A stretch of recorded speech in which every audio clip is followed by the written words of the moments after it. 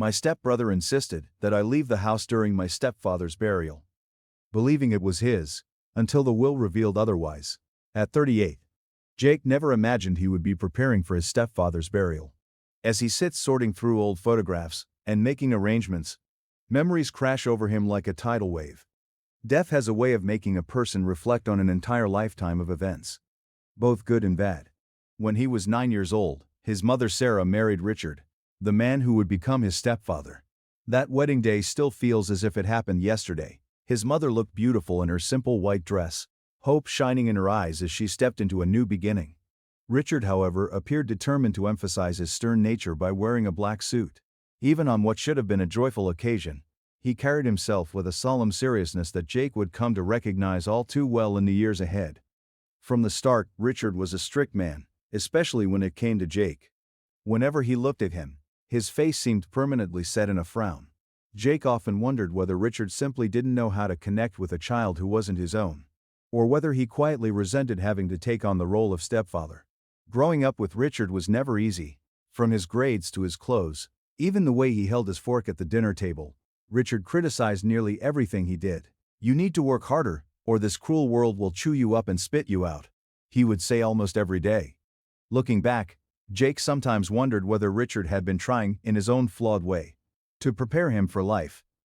Even though, at the time, it felt like nothing more than constant harshness, Richard's strictness reached into every corner of their lives. Jake had to sit perfectly straight, use the correct utensils, and speak only when spoken to during family gatherings. Any deviation from Richard's expectations was met with a sharp glare or a blunt correction. Even family vacations, moments that should have been relaxed and fun, felt more like military operations. Richard planned every detail down to the minute, and heaven help them if anyone strayed from the schedule.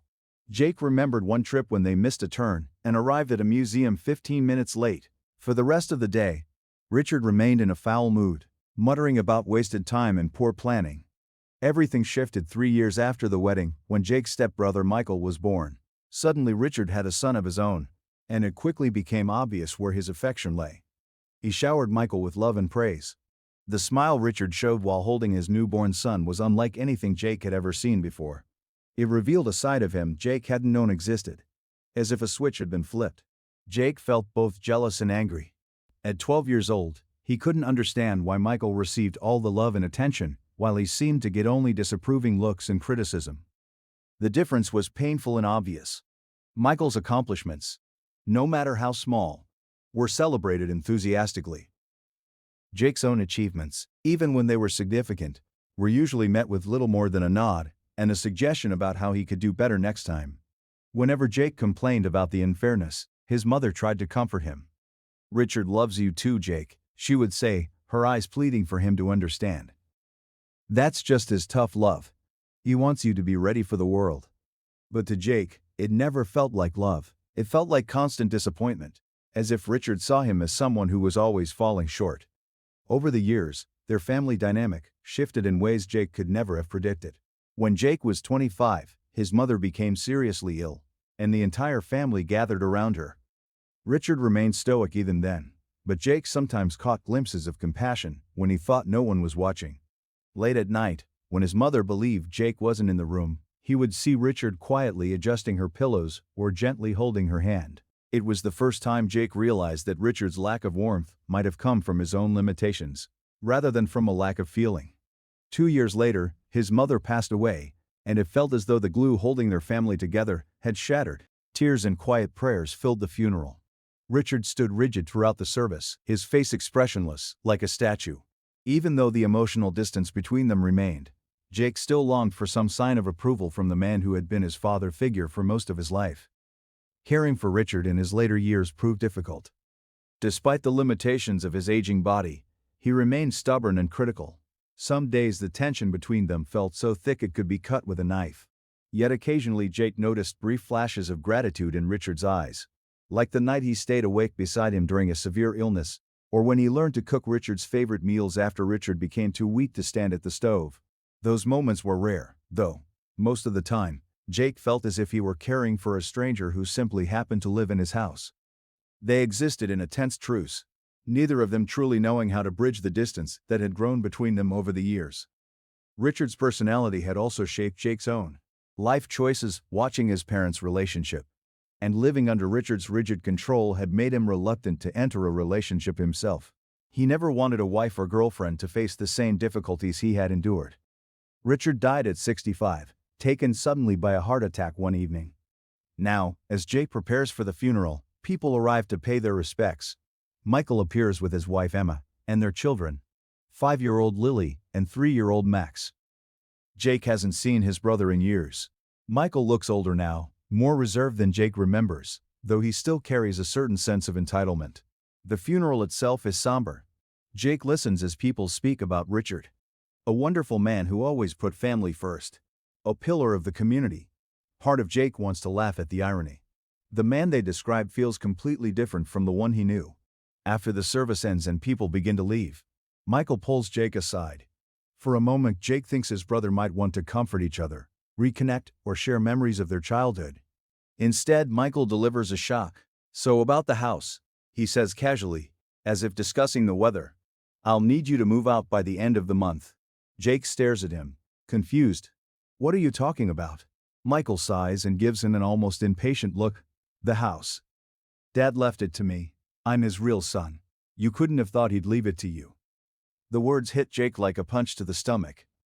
After all the years he had spent trying to be the son Richard wanted after caring for him through his final years, this was how it ended. Part of him wants to fight for what he believes he earned through years of responsibility. But another part of him, the part that still feels like the 9-year-old boy desperate for approval, just wants to walk away. "Fine," he says quietly. "I'll be out by the end of the month." He mourns not only Richard, but also the family he never truly had. The relationship with Richard he had always hoped might someday grow but never did. As he watches Michael walk away with his arm around Emma and the children running ahead, Jake begins packing that evening. Surrounded by boxes filled with memories he isn't sure he even wants to keep, he sorts through years of belongings. He can't help wondering whether Richard had been right all along, that sometimes no matter how hard you try, you still end up with nothing to show for it. The world can be harsh. Update. For now, he's staying with his mother's sister, Linda, while he tries to figure out what to do next. At night he lies awake staring at an unfamiliar ceiling, thinking about Michael and how everything led to this point. Growing up, Michael had clearly been the favored child. Richard adored him in a way he never had with Jake. From the moment Michael was born, there were big birthday parties filled with friends, new toys just because, proud smiles whenever he brought home a good report card. All the things Jake had once wished for, but never received. Jake remembered one birthday when Michael was about 8. Richard rented out an entire arcade for him and his friends. Jake had been 17 at the time, and he couldn't help comparing it to his own birthdays, which usually consisted of a quiet dinner and perhaps a small gift. But as Michael grew older, something began to change. The cheerful little boy, who once followed Jake around, asking him to play slowly, turned into a troubled teenager who seemed angry at everything and everyone. He began ignoring Jake and talking back to their parents with open hostility. It felt as if a stranger had taken over his little brother's body. One memory stood out clearly. Michael was around 16 when Richard asked about his grades during dinner. It was a question Richard asked regularly. But that night, Michael exploded. He shouted about how much he hated living under Richard's control and how suffocating the pressure had become. Then he stormed out of the house, slamming the door so hard that a picture fell from the wall. Richard sat there afterward, looking older and more defeated than Jake had ever seen him. As Michael grew older, his behavior only worsened. He moved from one relationship to another, each one ending badly. There were late nights, broken curfews, and loud arguments with Richard that shook the entire house. Jake tried to stay out of it, but the tension inevitably affected him as well. Whenever Richard tried to talk about respect and responsibility, Michael would laugh it off. "You can't control me anymore," he would say. Each time, Richard's face would tighten with a mixture of anger and despair Jake had never seen before. Then came the day Michael arrived with Emma as his wife.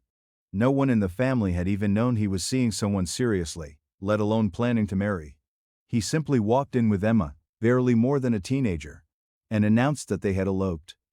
Jake would never forget Richard's expression. For once, he was completely silent. Their mother tried to smooth things over and welcome Emma into the family, but the tension in the room was obvious. Richard struggled to remain calm, searching for the right words to say to his son. Emma insisted that they wanted to live independently, free from family interference. Soon after, Michael packed his bags and left. He promised to visit and stay in touch, but those promises faded quickly. Weeks turned into months without any real contact. When he did call, the conversations were brief and often strained. Jake had assumed Michael would return when the mother fell ill. But he didn't. He asked occasionally how she was doing. Yet there was always a reason he couldn't visit.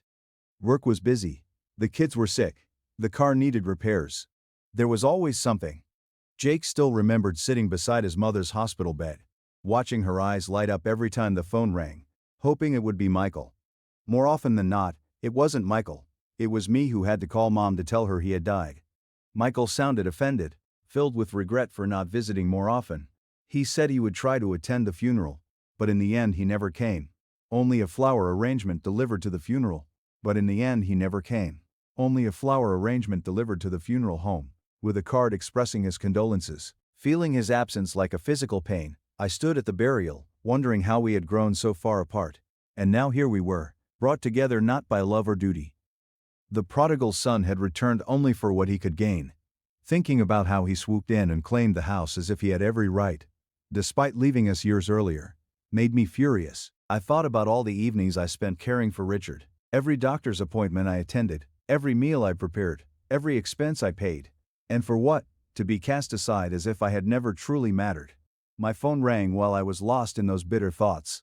It was Mr. Thompson, Richard's attorney. He said he needed to speak with me about something important. His tone was serious, and he asked me to return to the house the next day. Unsure what to believe, part of me hoped there had been some mistake, that maybe I wouldn't have to leave my home after all. But another part of me, remembering how often I had been disappointed in the past, was afraid to hope. As I hung up the phone, I wondered what tomorrow would bring. Whatever it was, I knew one thing for certain: it wasn't going to be easy. I spent the rest of the night tossing and turning, my mind racing with possibilities. Something serious enough that Mr. Thompson needed to see me in person. Had Richard actually left something for me?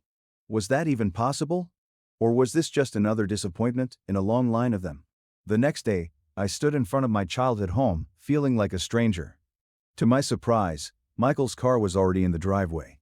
Taking a deep breath, I stepped inside. The familiar creak of the front door sent a shiver through me.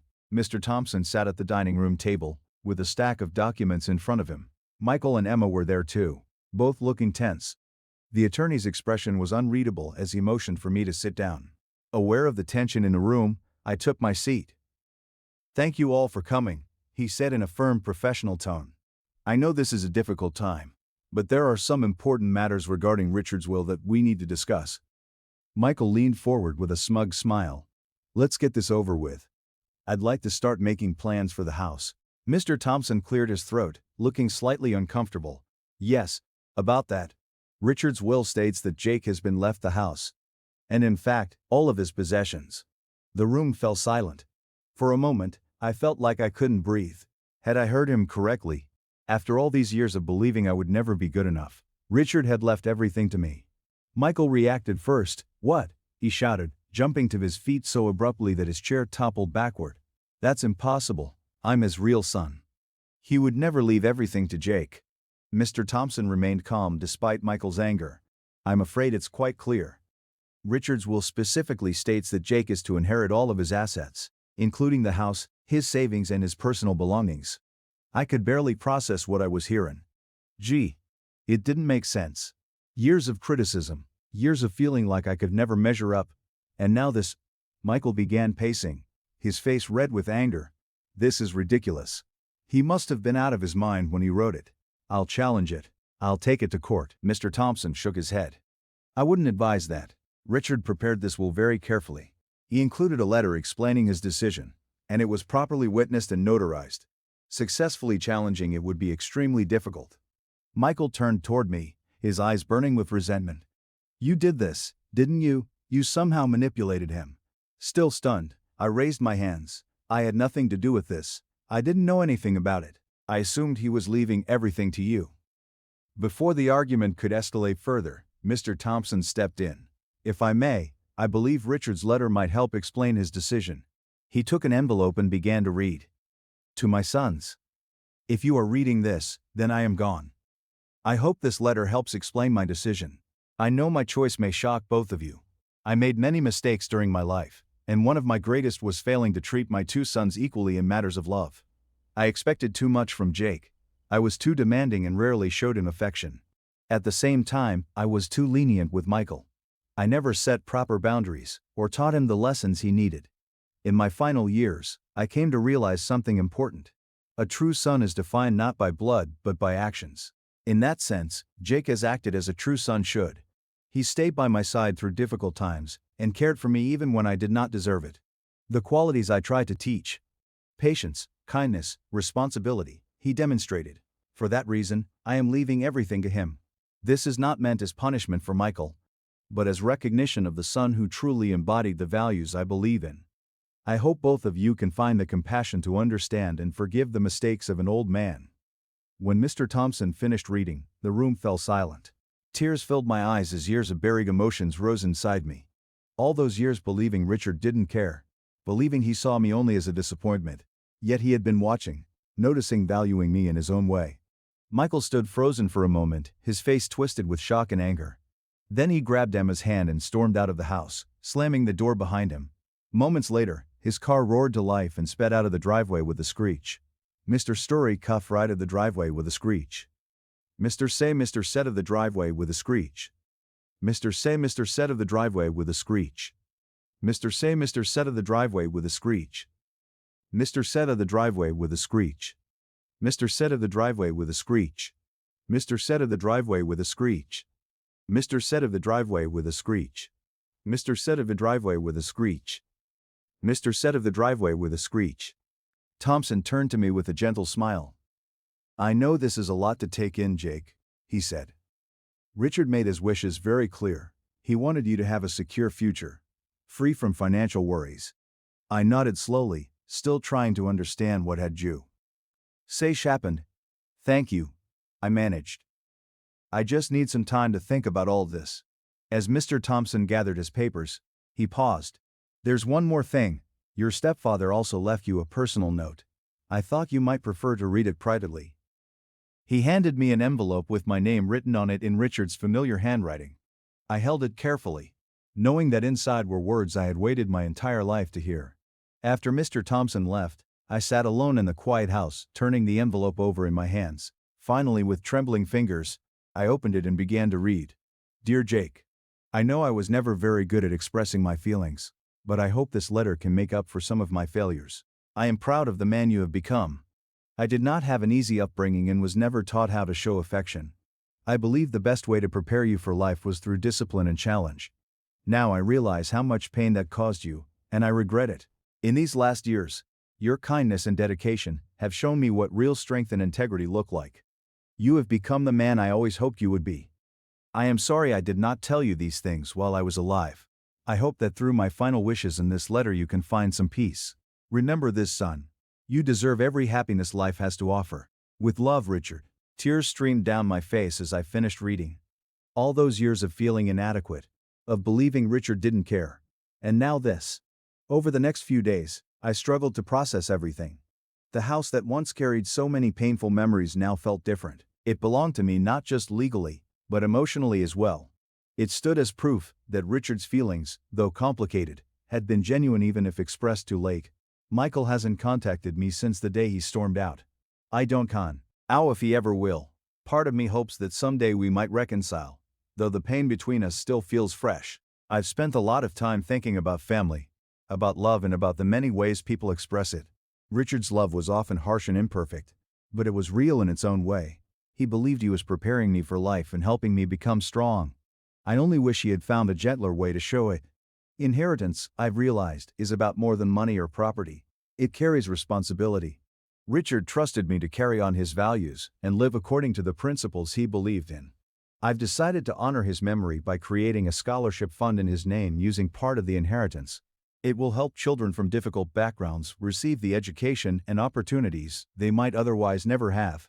It feels like the right way to carry forward the lessons he tried to teach me. As I sit here now in the house that unexpectedly became mine, I think about the complicated bond between fathers and sons. relationships often filled with unspoken emotions and misunderstandings. But his final act has given me the chance to understand him better, to recognize the love that had always been there beneath the surface. I wish he had told me these things earlier. Maybe we could have talked openly, cleared the air, and built the relationship I had always hoped for. But life doesn't always give us perfect endings or complete closure. For now, I focus on honoring Richard's memory by living according to the values he believed in. Work hard, be responsible, and most importantly, care for the people who matter. As I look toward the future, I feel many emotions: sadness for what was lost, gratitude for what I have, and hope for what lies ahead. Richard's unexpected legacy has given me not only financial stability, but also a new understanding of family love and forgiveness. This is a new chapter in my life, and I'm ready to face it, carrying the lessons of the past and the hope of a better future. Perhaps that is the greatest inheritance of all. Thank you for watching. If you haven't subscribed yet, please do so and hit the notification bell to stay updated with more shocking real-life stories happening around you.